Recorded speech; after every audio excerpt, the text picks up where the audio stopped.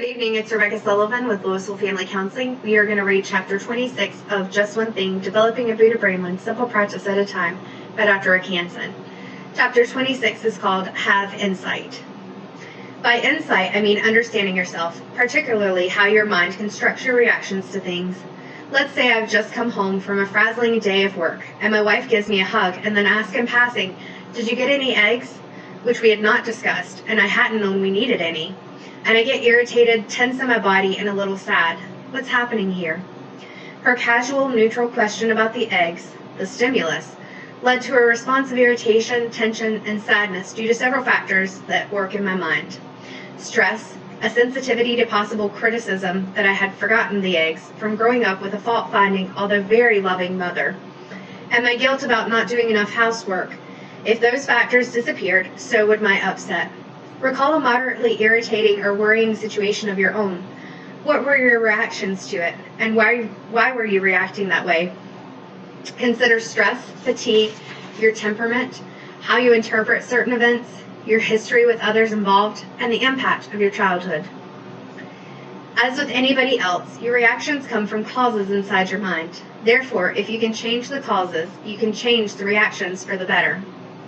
Seeing in the moment how your mind has colored your perceptions and turbocharged your emotions can transform your reactions, sometimes rapidly and dramatically, like waking up from a bad dream.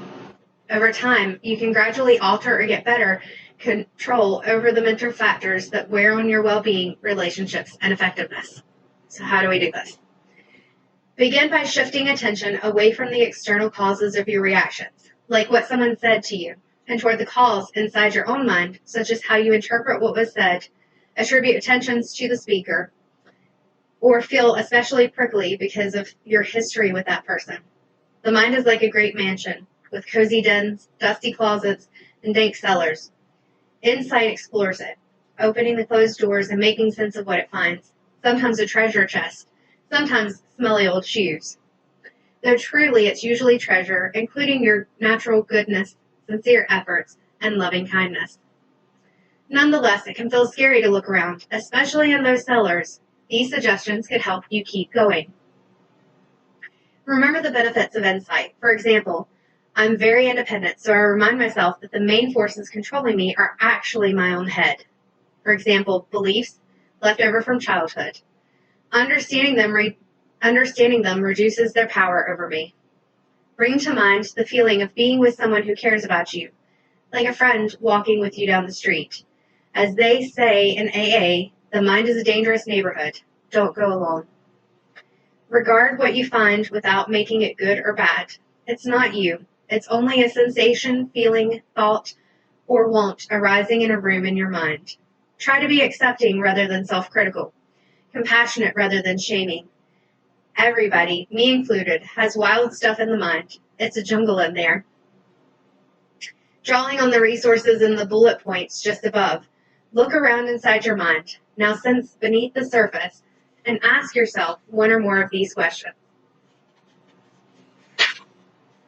What is softer, such as hurt, sadness, or fear, below hard and defended stuff like anger or justifications?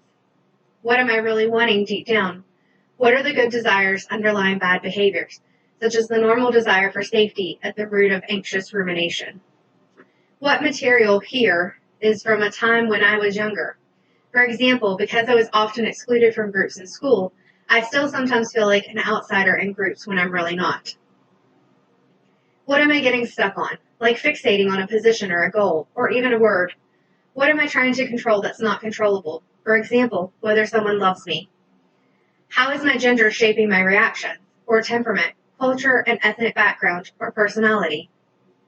You can use these methods for sight on the fly when things come up for you, and you can use them to drill down into specific issues, such as sensitivity to criticism, longing for approval, tension with your parents, or efforts to get into a good relationship. Whatever you find, just try to relax and open to it. Helpful or unhelpful, it's just furniture in the mansion of your mind. So let's take some time this week to really dig down and have some insight on what it is that causes some of our reactions, the things we say, the things we do, and the things that we think. Have a great week, and I'll see you next time.